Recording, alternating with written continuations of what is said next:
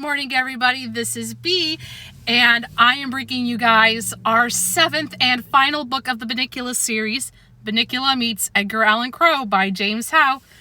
I hope you guys have enjoyed this series that I've been reading, and I hope you guys enjoy this very last one we're about to read.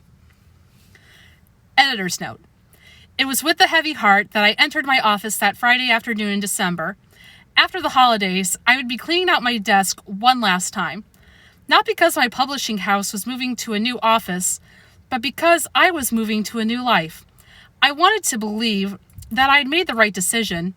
After all, I'd yearned to take up sheep farming for as long as I could remember. Still, when I opened that door and beheld the shelves overflowing with books, the framed photos, plaques, and awards covering the walls, the sharpened pencils with their worn-down erasers, and the half-read manuscripts and half-eaten candy bars littering my desk, I couldn't help asking, could sheep bring me anywhere near the pleasure I'd found in the company of authors? As I sank into my dusty mauve Naugahyde chair, ergonomically sculpted with lumbar support curvature, a bonus I'd received as part of a recent job promotion, I felt myself sink into a dusted melancholia as well.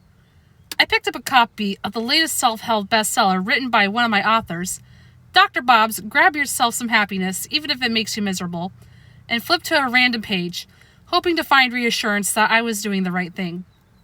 Finding nothing on the page, or any other to offer me answers, I began to wonder how the book had ever made it onto the bestsellers list, but felt it was best not to pursue that line of thinking. I reached instead for the handle of the top right-hand drawer of my desk. I hesitated.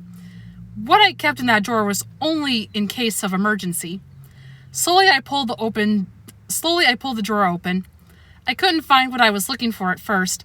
I'd carefully hidden it from the eyes of my assistant, a former circus clown who'd like to sneak into my office on weekends and reorganize my files and leave little balloon animals on my desk as a Monday morning surprise. But then my fingers touched it.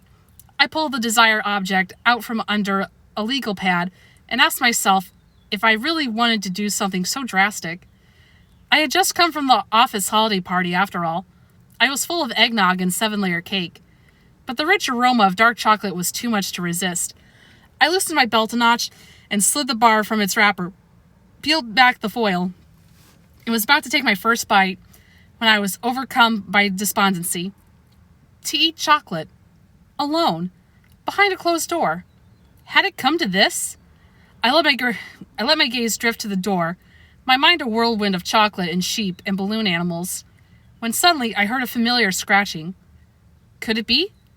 Was it possible? After all these years with no thought that he could write another book? I bolted to the door, yanked it open, and beheld him, a sad-eyed, droopy-eared dog carrying a large plain envelope in his mouth. I nearly wept for joy. Harold!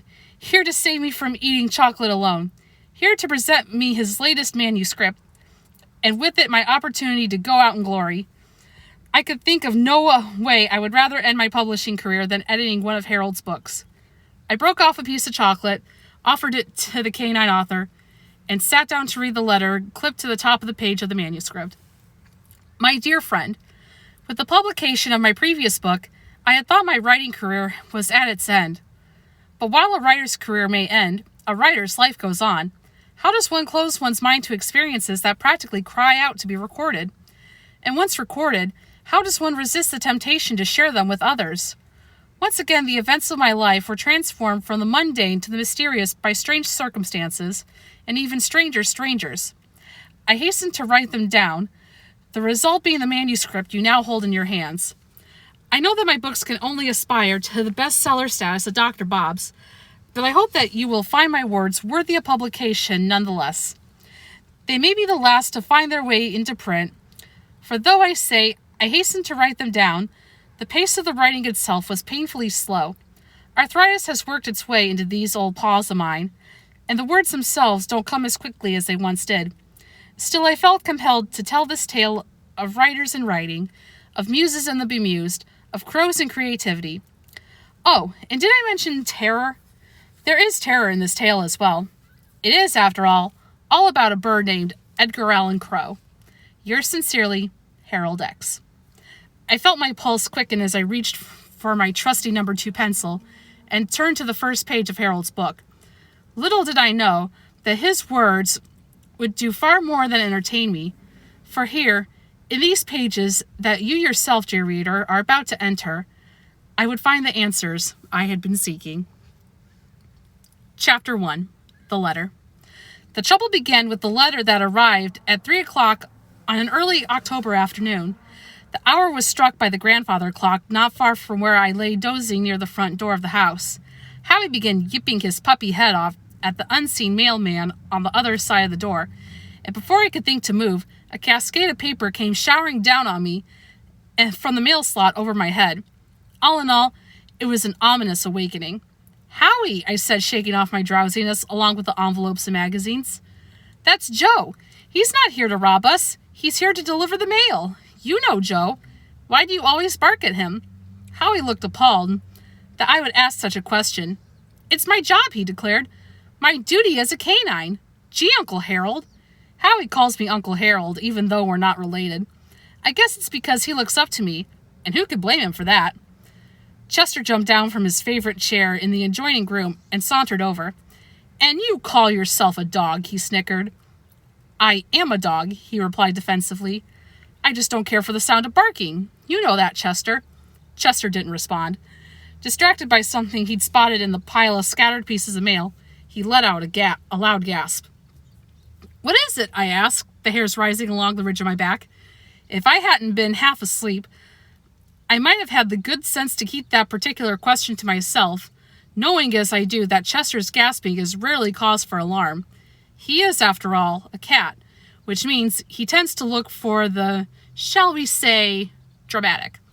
"Look for yourself," he went on, jabbing a paw at the envelope laying closest to me. "It's a crow." "Did you say crow?" Howie asked excitedly. He darted down the hall through the kitchen and out the pet door before you could call out, "Be back in time for dinner."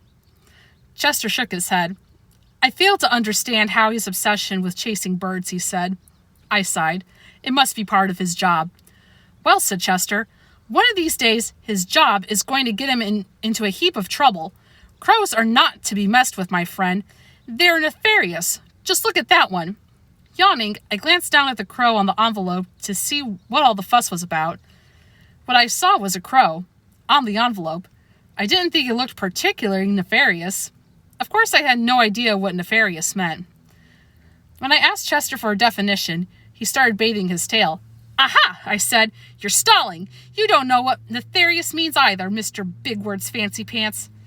Ordinarily, Chester would have been offended by being called Mr. Big Words Fancy Pants, but apparently he didn't care to be offended. He also didn't care to define nefarious. "I'll tell you this," he went on, dropping his tail. I noticed there was a hair stuck to his tongue.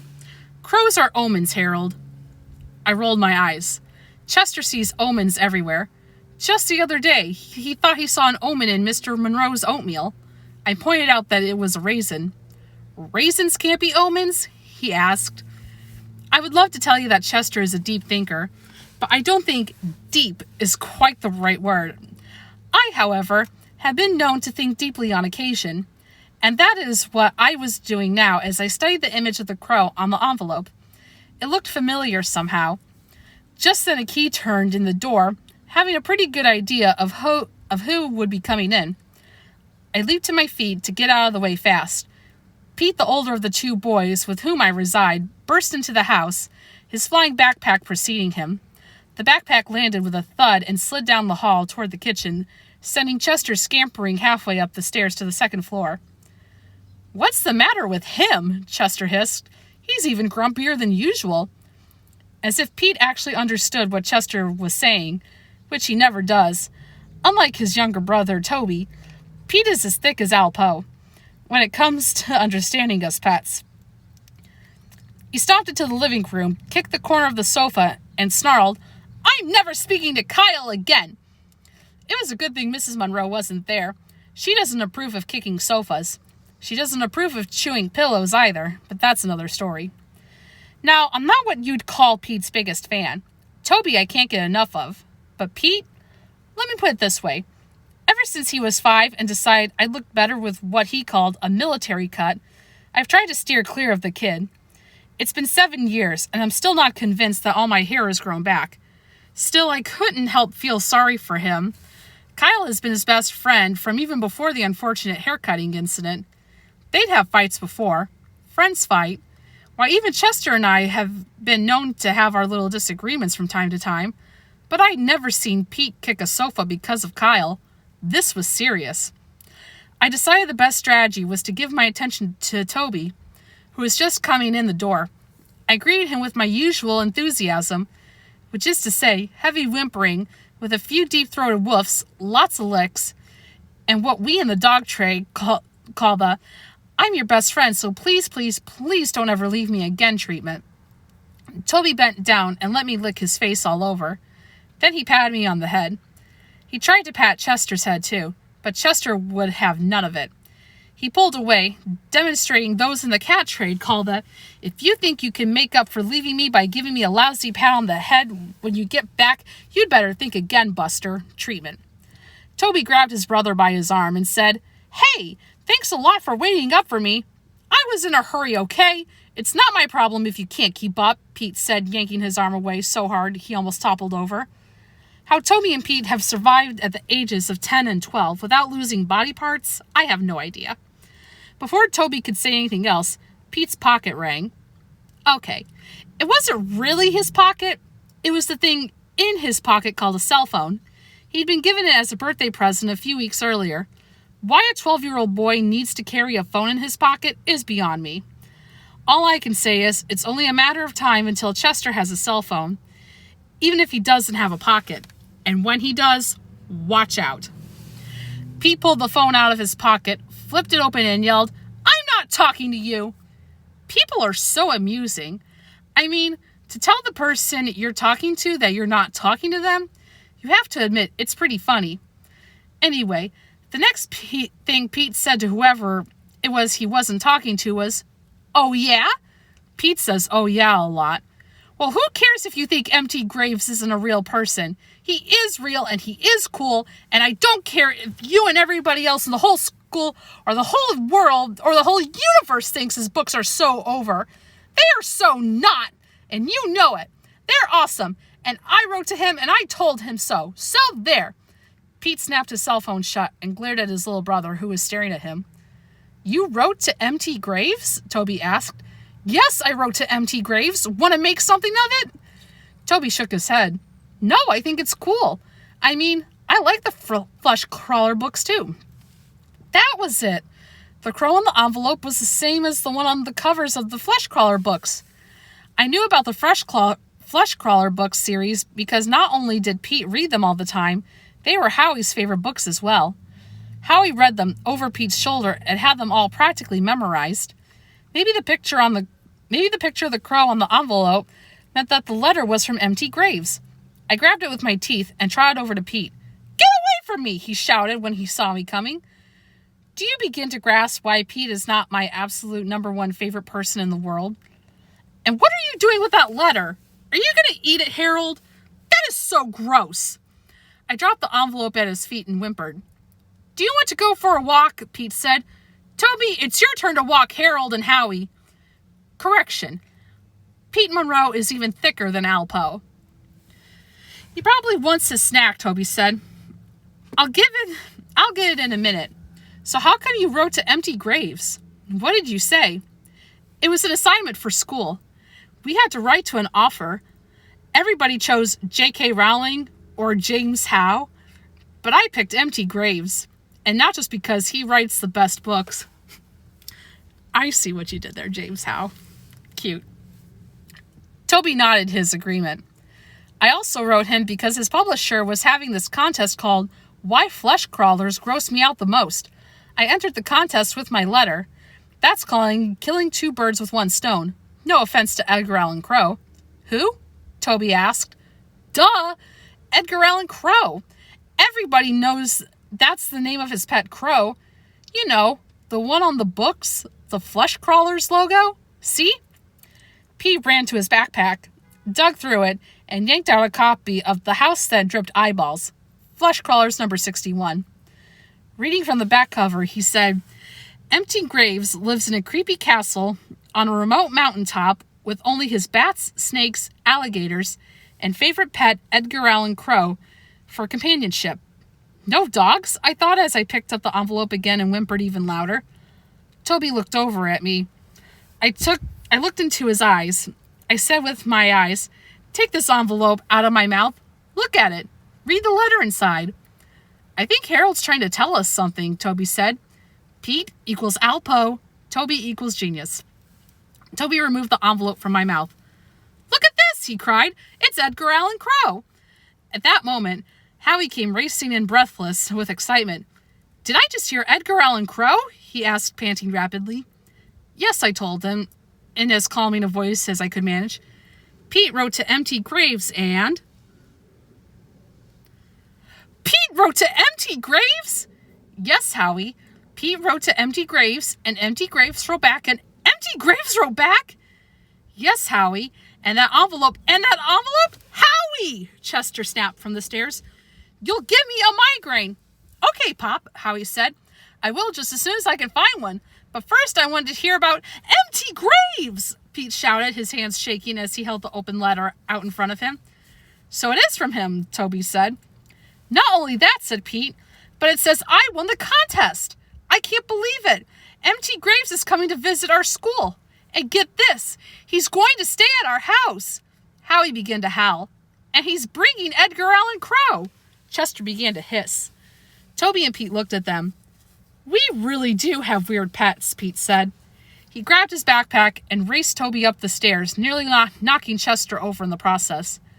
"I can't wait to tell Mom and Dad," I heard Pete shout. "But first, I'm going to call Kyle and tell him that empty graves is real." "Ha!" Pete's door slammed shut. Chester's eyes met mine. "The crow is coming," he murmured. "The crow is coming, Harold. Do you know what that means?" It means we'll be having corn for dinner?"